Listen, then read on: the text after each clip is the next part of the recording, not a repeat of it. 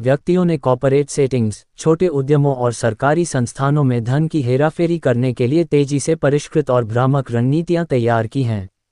मानव संसाधन एचआर किसी संगठन के भीतर उस विभाग या कार्य को संदर्भित करता है जो अपने कार्यबल के प्रबंधन और अनुकूलन के लिए जिम्मेदार होता है, जिसमें भर्ती, प्रशिक्षण, मुआवजा और कर्मचारी संबंध जैसी गतिविधियां शामिल होती हैं। देश का नाम चीन गणराज्य। चीन में एक असामान्य मामले में शंघाई स्थित एक प्रौद्योगिकी कंपनी एक हैरान करने वाले वित्तीय घोटाले का केंद्र बन गई। चीन में एक असामान्य मामले में शंघाई स्थित एक प्रौद्योगिकी कंपनी एक हैरान करने वाले वित्तीय घोटाले का केंद्र बन गई। फिर भी उनका वेतन लगातार एक खाते में जमा किया जाता रहा। हालांकि यह परिदृश्य किसी अलौकिक कहानी जैसा लग सकता है, लेकिन वास्तव में ये कॉर्पोरेट धोखाधड़ी का एक सुनियोजित कार्य था।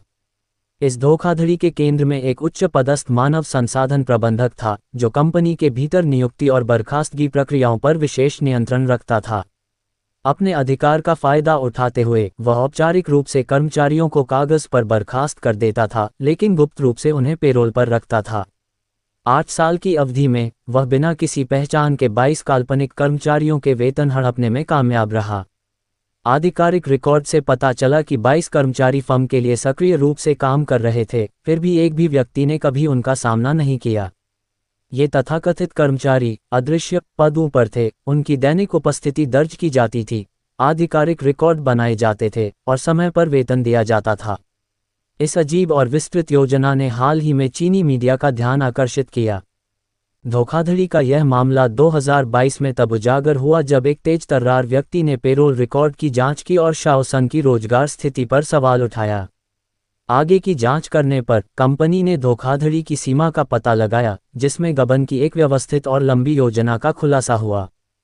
चीन के एक असामान्य मामले में शंघाई स्थित एक प्रौद्योगिकी कंपनी एक हैरान करने वाले वित्तीय घोटाले का केंद्र बन गई।